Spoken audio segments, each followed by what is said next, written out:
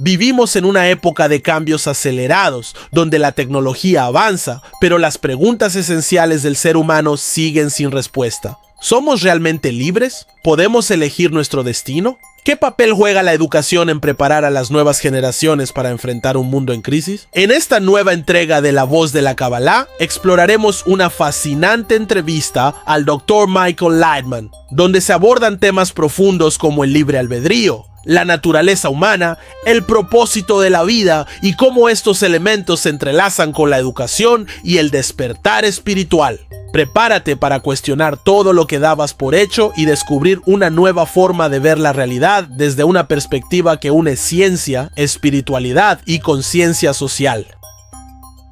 Extracto de la entrevista al Rav Dr. Michael Leitman del programa El Aleph, Grupo Radio Centro México, con Emilio Betek, Dinora Isaac y Enrique Schmelnick. Empieza la entrevista con la pregunta de Emilio Betek.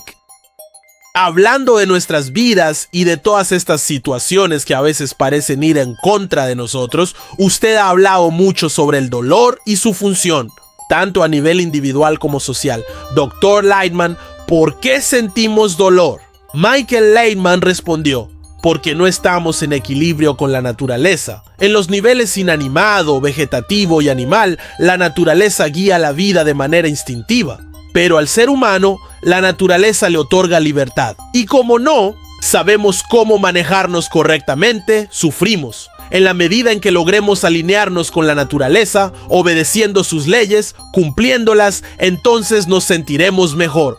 Dinora Isaac intervino. ¿Eso quiere decir que el libre albedrío no funciona adecuadamente si no hay un camino espiritual? Michael Leitman explicó: no funciona en absoluto. Nadie en este mundo tiene libre albedrío. Ninguno de nosotros es verdaderamente libre. Emilio Betek, sorprendido, preguntó: ¿no somos libres? Michael Leitman replicó: tú elegiste cuándo nacer, en qué familia, con qué atributos. Emilio respondió: no elegí dónde nacer, pero sí elegí levantarme, qué ropa ponerme, qué desayunar. Decidí venir aquí hoy. Michael Leitman puntualizó: un momento. No elegiste a tus padres, ni tu formación, ni los atributos con los que naciste. Y ahora, ya siendo adulto, eres el resultado de todo eso que recibiste, lo cual no elegiste. Entonces, ¿dónde está tu libre albedrío? Incluso la biología afirma que nuestras acciones están influenciadas por nuestros genes. Hay genes que nos impulsan a robar, a beber, a ser buenos o malos. Todo viene de la genética. Si pudiéramos analizar completamente a una persona, veríamos que no tiene libertad real. La libertad solo es posible si te elevas al plano de la información espiritual, al mundo superior, y te conectas con las fuerzas que te activan. Enrique Schmelnick agregó: por eso, en el judaísmo se dice que todo está en manos del cielo. Es decir, que el libre albedrío existe únicamente en cuanto a actuar bien o mal.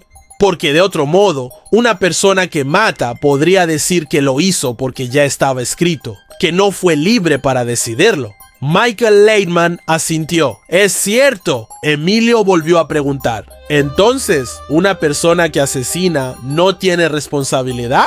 Michael Leitman respondió con una cita del cabalista Rabbi Yehuda Ashlag: hay que tomar la libertad como una ley natural que se extiende hacia toda forma de vida. Así como vemos morir a los animales cuando se les quita la libertad. Este es un testimonio fiel de que la supervisión general no acepta la esclavitud de ninguna criatura. Y luego explicó: en nuestro mundo no vemos el cuadro completo y por eso tratamos a las personas como si fueran completamente responsables. Pero en realidad, todo en ellas está manejado por diferentes fuerzas. Enrique lo dijo correctamente. Todo está en manos del cielo, excepto el temor al cielo. Pero ese temor a Dios es precisamente el deseo de elevarse al mundo espiritual y cambiar el destino desde ahí. Este enfoque se irá revelando cada vez más, incluso dentro de las ciencias, mostrando que no somos libres. Emilio preguntó: ¿entonces debemos confiar y creer en la ilusión de la libertad? Michael Leitman respondió: sí, por supuesto. Dinora preguntó: ¿estas fuerzas también hablan del bien y el mal? ¿O son simplemente universales? Michael Leitman explicó: Nuestro mundo es todo malo, porque no hacemos nada realmente bueno. Todo lo que hacemos es para nuestro propio beneficio. Dinora continuó. ¿Desde el punto del egoísmo? Sí, afirmó Lightman. Entonces, ¿luchar por ser un ser distinto es hacer cambios para erradicar el egoísmo?, preguntó Dinora. Michael Lightman respondió con otra cita de Rabbi Yehuda Ashlag. Sin embargo, antes de pedir la libertad, tenemos que asegurar que tenemos la capacidad de actuar libremente con libre elección. Y añadió, no podemos ser distintos, estaríamos mintiéndonos. Cuando hago un favor, lo hago para beneficiarme de ti. Lo lamento, pero así somos. ¿Cuándo llegamos a ser realmente buenos? Cuando empezamos a ver el mundo espiritual y comprendemos que estamos interconectados como las células de un cuerpo. Entonces, si te hago daño, me lo hago a mí mismo. Solo bajo esa condición dejo de ser malo y me convierto en bueno. Es imposible llegar al bien sin ver el cuadro completo, sin alcanzar la espiritualidad. Hasta entonces, todos somos malos, Dinora concluyó. Pero sí existen personas que conscientemente hacen el bien a los demás. ¿No es así? Michael Lightman aclaró. Eso es porque les duele el corazón, no porque quieran hacer el bien. Lo hacen para calmarse a sí mismos. ¿Por sentimiento de culpa?, preguntó Emilio. Sí, respondió Michael Lightman. Todos somos egoístas por naturaleza. Incluso los padres con sus hijos actúan por interés. Los animales también. Estoy hablando desde un punto de vista científico, investigativo. Puede que esto no suene atractivo desde lo emocional, pero así es. Y es precisamente para eso que se nos dio la Kabbalah, para que, al estudiarla, nos elevemos por encima de nuestro carácter innato y al conectarnos con la fuerza superior, experimentemos una vida llena de alegría, paz y seguridad. Vamos con otro tema del libro que se llama La unicidad del ser humano en el universo. Toda la realidad desempeña todas sus funciones bajo la fuerza del gobierno superior, es decir, sin preguntarles a los seres humanos habitantes de la Tierra. Y a la vez implantó el Señor en el ser humano intelecto y autoridad, permitiéndole asumir esta ley de desarrollo bajo su propio dominio. Y está en sus manos acelerar el proceso de desarrollo por propia voluntad, de manera libre y totalmente independiente de las cadenas del tiempo. Rabbi Yehuda Ashlag. A juzgar por los últimos informes del panel intergubernamental para el cambio del clima, establecen que debemos detener nuestro antagonismo con la naturaleza, como hemos estado haciéndolo en los últimos siglos, y empezar a trabajar en armonía con ella. Explican que la naturaleza sabe cómo y cuándo actuar. Si tan solo nos quitáramos de en medio, las cosas se resolverían. De forma similar a como el cuerpo tiene su sistema inmunológico, la naturaleza tiene mecanismos que mantienen el equilibrio. De forma similar, los cabalistas establecen que las células en el organismo se encuentran unidas con el fin de sostener al organismo en su totalidad. Cada célula en el cuerpo recibe lo que necesita para su mantenimiento e invierte el resto de su energía en el resto del cuerpo. En cada nivel de la naturaleza, el individuo trabaja para beneficio del colectivo del que forma parte y en el que a la vez encuentra su plenitud. Sin actividades altruistas, el cuerpo no puede subsistir. De hecho, la vida misma no podría mantenerse. Este balance es un equilibrio dinámico controlado por mecanismos de regulación interrelacionados, los cuales no están pensados para los elementos que lo componen, sino para el sistema en su totalidad. Imaginemos el caos en el que nos encontraríamos si cada uno de los órganos se preocupase únicamente de sí mismo en lugar de cuidar la salud de todo el cuerpo. En tal situación, los órganos robarían vasos sanguíneos unos a otros, impidiendo la nutrición de los órganos adyacentes y el suministro de oxígeno. Aquellos que producen anticuerpos los atacarían porque los considerarían órganos ajenos, y de esta forma, los que tuvieran defensas más poderosas acabarían con los más débiles. Pronto, muy pronto, el cuerpo perecería claramente, al igual que esos órganos egoístas. Cuando tal proceso ocurre, es llamado cáncer. La bióloga evolucionista Elizabeth Sahtouris, consultora de la ONU, sostiene que cada molécula, cada célula, cada órgano tiene su propio interés egoísta. Cuando cada nivel del cuerpo muestra esta intención, fuerza la negociación entre todos los otros niveles. Este es el secreto de la naturaleza. A cada instante en nuestro interior, estas negociaciones conducen a los sistemas a la armonía. Tanto la ciencia como la Kabbalah reconocen que el mayor, si no el único y verdadero problema en este mundo, somos nosotros. Pienso que los virus informáticos deben considerarse vida. Creo que dice algo acerca de la naturaleza humana, que la única forma de vida que hemos creado hasta ahora es puramente destructiva. Hemos creado la vida a nuestra imagen. Stephen Hawking, físico y cosmólogo británico. Y en palabras sencillas, diremos que la naturaleza de todos y cada uno de los seres humanos es aprovecharse de todas las criaturas del mundo para su propio bien. Y aun cuando uno le da algo a sus semejantes, no es solo por necesidad. Y aun entonces hay en eso algo de explotación hacia su semejante, solo que el hecho, explotación, se efectúa de manera muy fingida, de modo que su amigo no lo perciba. Rabbi Yehuda Ashlag. El hecho de que la naturaleza existe y que no se destruye a sí misma a cada momento es una prueba irrefutable de que no funciona de manera egoísta, de que se coordina como un sistema anteponiendo el bienestar general al particular. En la Kabbalah, cuando las necesidades del conjunto son prioritarias a las individuales, se denomina altruismo. En un sistema con estas características, los elementos particulares contribuyen constantemente con el sistema, sea un organismo o una sociedad humana. Los humanos, en casi todos sus aspectos, son como las especies animales. Sin embargo, hay un aspecto en el que nos diferenciamos de la naturaleza. Anteponemos nuestro propio interés al del conjunto. Esta es la esencia del egoísmo. No necesitamos enseñar a los animales, las plantas o las rocas cómo comportarse. Siempre lo hacen de acuerdo con la naturaleza, de forma altruista, colocando el interés general delante del particular.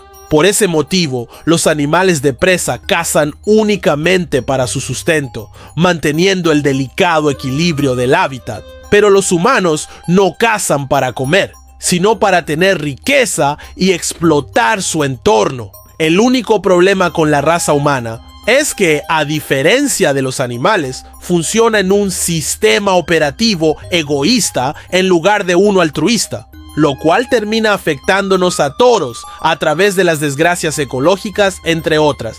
Para enmendar el rumbo y detener el desequilibrio en la homeostasis de la naturaleza, necesitamos la instalación del mencionado sistema operativo altruista en lugar de uno tan fallido como el actual. Y para encontrar el programa adecuado, necesitamos ir al distribuidor de programas, el creador. En Kabbalah, las palabras Dios y la naturaleza son sinónimas. De ahí su mismo valor numérico, 86. Los cabalistas han descubierto y actualizado un método que nos enseña cómo sustituir este disco duro egoísta con uno altruista. Y hoy en día, cuando muchos reconocen que un drástico cambio desde lo profundo del corazón es necesario, la Kabbalah es retomada como la alternativa para que la humanidad alcance la felicidad y la plenitud duraderas.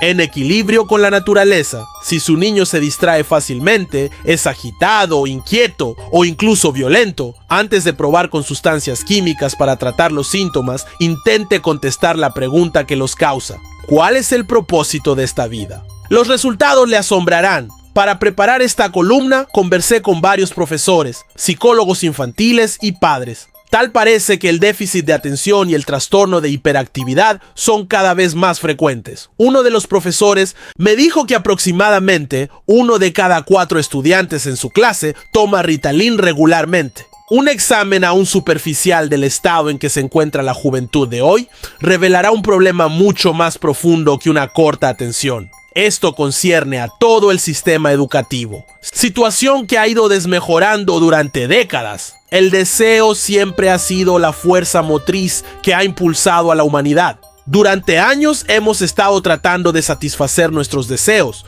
pero mientras más comemos, más hambrientos parecemos ponernos, y nuestros anhelos se intensifican. Pero en nuestra generación es como si una cuerda oculta se hubiese roto.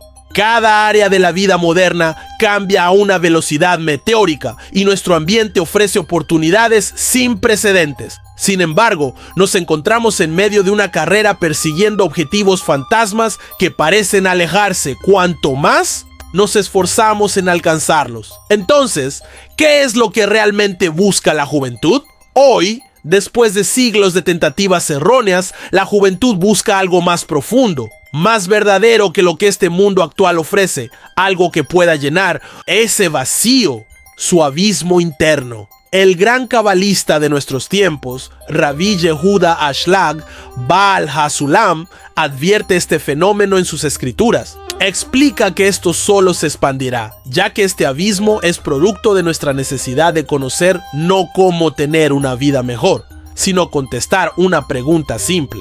¿Para qué es la vida? Según la Kabbalah, cada generación nace con los deseos, logros y desilusiones de sus generaciones precedentes. En consecuencia, cada generación es en cierto modo una mejora de la generación anterior. En su artículo La Paz, Baal HaSulam escribe respecto a las almas: todas las generaciones desde el principio de la creación son como una generación que ha extendido su vida por miles de años. Nuestra juventud, por lo tanto, posee un empuje mucho mayor y más deseos que nosotros. La asimilación de conocimiento pasado no significa solo que ellos dominen teléfonos móviles y computadoras más hábilmente que nosotros. Se trata de cuestiones mucho más sustanciales. Tienen un deseo inherente de descubrir para qué viven. Y cuando no pueden contestar esta pregunta, se ponen agitados, distraídos y deprimidos, y luego los diagnosticamos como que sufren de un trastorno y les prescribimos medicamentos adictivos. En la actualidad, a una parte creciente de ellos se le hace cada vez más difícil encontrar el propósito de su existencia. Estos jóvenes se frustran y algunos sacan su frustración en el alcohol o drogas, pero solo tratan de evitar el dolor causado por el vacío dentro de ellos. Hasta ahora, en vez de tratar el problema desde su raíz, buscamos suprimir los síntomas, luchando contra el mensajero, calmando a nuestros hijos con medios superficiales en vez de tratar de leer el mensaje. Necesitamos un cambio sustancial en nuestro sistema de educación y los valores que éste promueve. Nuestros niños quieren saber para qué vivimos y depende de nosotros proporcionar la respuesta. El concepto clave que debería dirigirnos en este proceso es enseñar a la juventud de acuerdo a su manera, en vez de intentar adaptar al niño o adolescente al modelo que hemos creado o con el que crecimos. Deberíamos tratar de acoplar nuestros métodos de educación y plan de estudios a las necesidades cambiantes de nuestros hijos, para encontrar la mejor manera de convertir a nuestros niños en seres humanos maduros, humanos, en el sentido pleno de la palabra. No es la cantidad de conocimiento que un niño absorbe lo que debería importarnos, sino la calidad. Es imperativo que cuando deje el sistema de educación, sea capaz de responder la pregunta esencial sobre la vida que todos los jóvenes preguntan.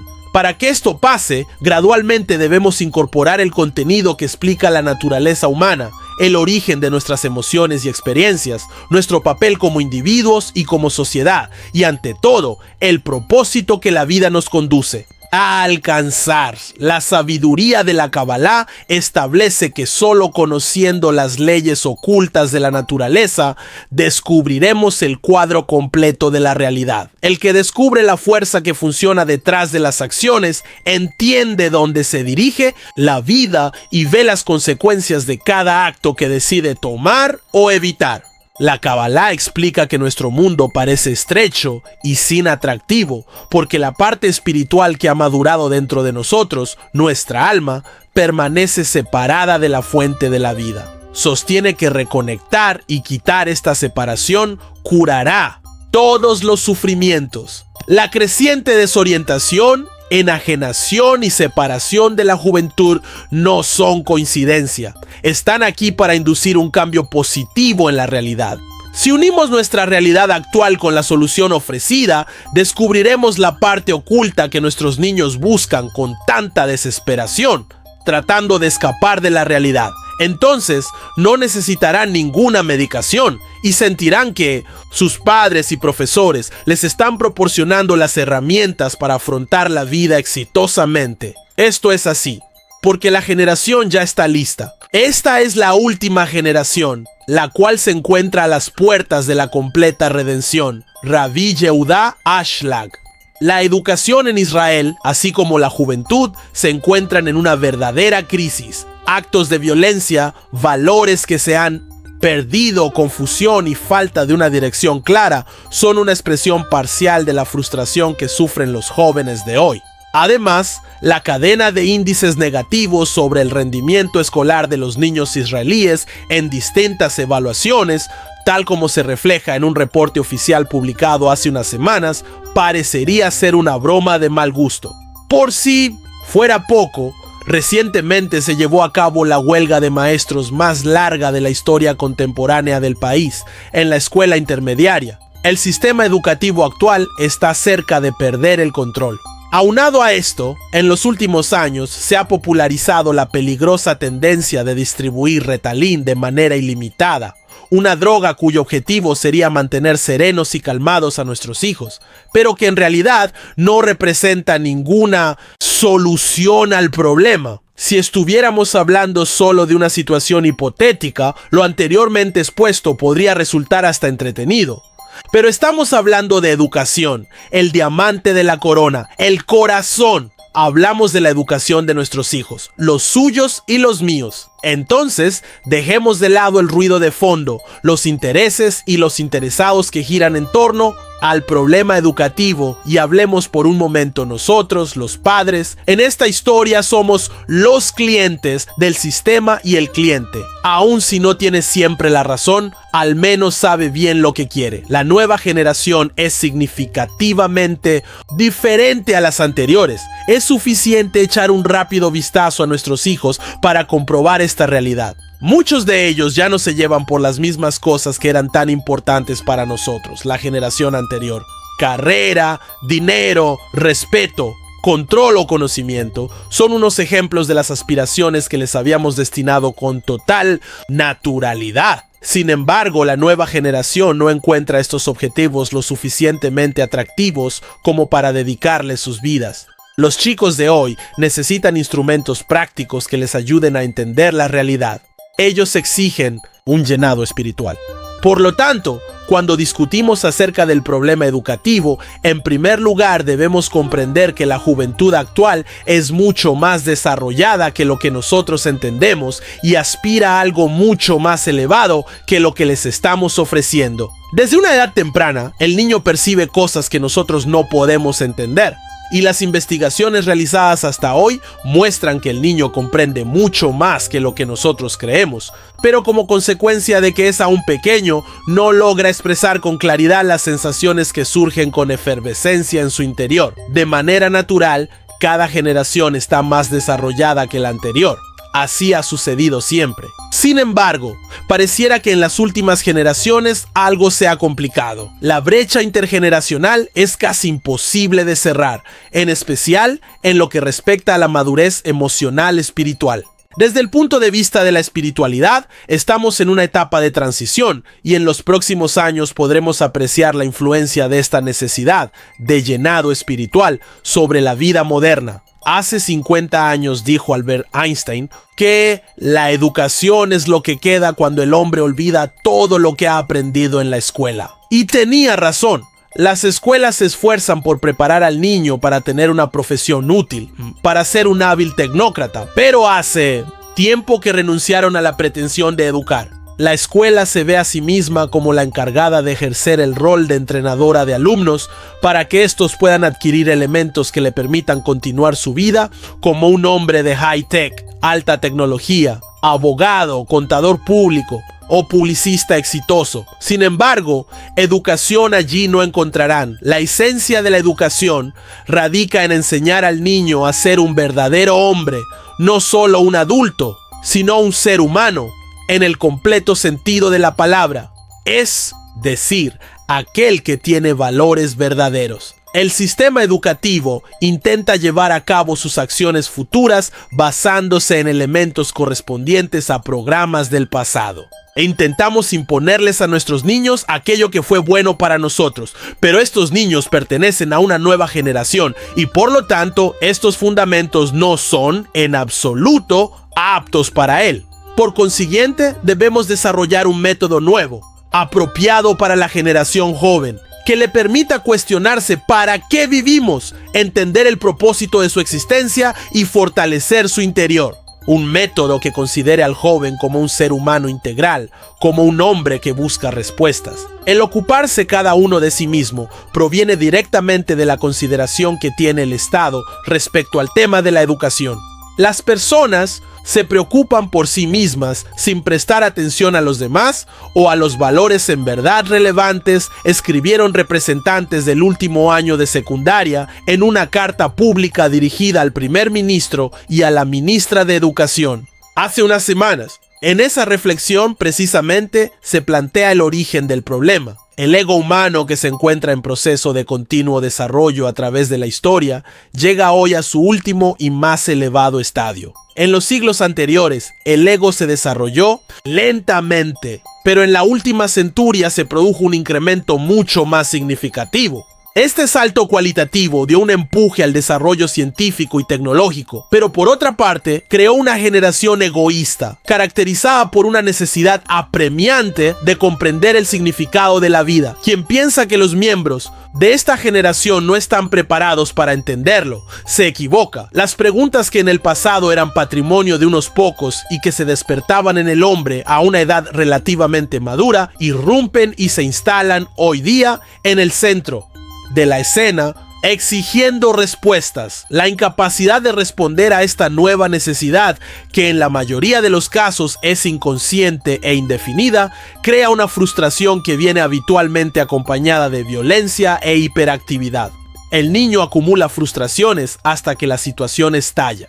Otra forma que encuentran los jóvenes de evadir la realidad ante la imposibilidad de obtener respuestas es a través de las drogas o cualquier otro placer que les traiga felicidad instantánea, aunque momentánea, a un costo de unos pesos. Este anhelo desesperado conduce a los jóvenes a unirse a redes sociales virtuales que florecen y cambian constantemente. Allí, los jóvenes buscan integrarse y ser parte de una estructura mayor, cálida, segura y estable. Encuestas publicadas recientemente dan cuenta que en el mundo actual casi la mitad de los niños crecen en un marco familiar transitorio e inestable. La célula familiar cálida, amorosa y protectora de antaño fue reemplazada por una estructura improvisada.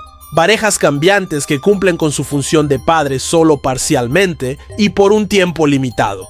En muchas ocasiones irrumpen en la vida del niño nuevos hermanos que él no conoce y que según la época desaparecen hacia su otra familia. Resulta así que este niño vulnerable atraviesa las etapas más importantes de su desarrollo, sumido en una sensación continua de inestabilidad, miedo al abandono y temor a perder a uno de sus padres o a ambos. Estos procesos, cuyo significado psicológico está claro para todos, influyen en forma directa en la formación de la personalidad del niño. Si a esto agregamos la necesidad interna de la que hablamos anteriormente, obtendremos un niño adulto que, aún asignándole cientos de maestros en una misma aula, nada ayudará para educarlo. La situación actual nos exige pensar en forma diferente. Es necesario un cambio básico y profundo. ¿Y nosotros?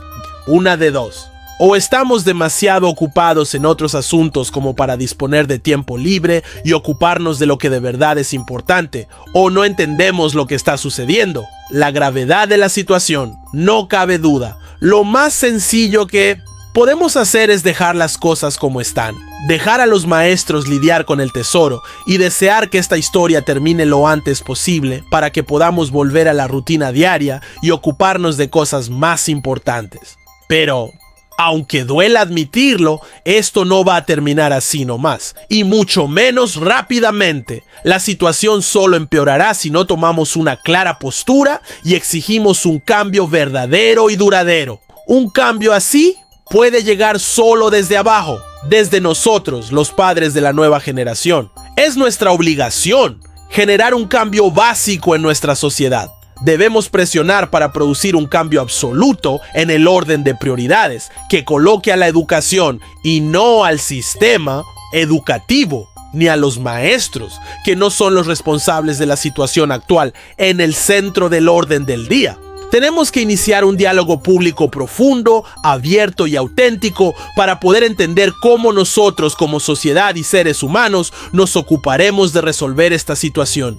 No existe ningún motivo para temer a las grandes preguntas. Los niños son mucho más abiertos frente a ellas que los adultos y para nuestra sorpresa las entienden mejor. Es posible que queramos sacarnos de encima esta carga, pero no hay aquí nadie más que haga el trabajo por nosotros. Le debemos eso a la generación joven, a nuestros hijos e hijas. Gracias por llegar hasta aquí. Si este contenido te hizo reflexionar sobre la educación, el propósito de la vida y el rol que tenemos como sociedad en formar a las nuevas generaciones, comparte este video con alguien que también necesite escuchar este mensaje. Dale like, suscríbete y activa la campana para no perderte la siguiente parte de La Voz de la Kabbalah. Queremos leerte. ¿Crees que la educación actual responde a las verdaderas necesidades de los jóvenes? Déjanos tu opinión en los comentarios con la palabra clave: cambio.